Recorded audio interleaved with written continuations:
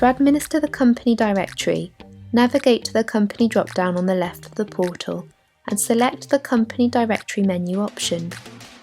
From here, you can add or modify company directory entries. To modify, select the entry and click Modify.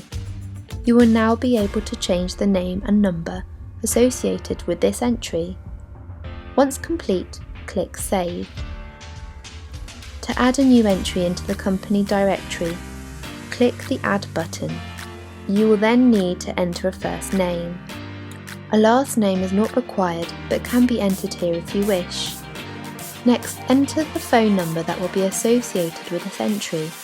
You can then enter additional contact information below. For this entry to show on handsets, you will need a group speed dial number. From the drop-down, select the number that you want to show on the handsets. So if you have entered multiple numbers above, you can choose which number will show on handsets. After selecting this, you will need to choose a free group speed dial number. If this is not populated by default, you will need to click on the magnifying glass and then choose a group speed dial number that is not already in use. Lastly, click Save. After saving, you will see your new entry in the list and you will see there is a lightning bolt symbol next to the number. This signifies that it will be able to be seen on handsets under their company directory option.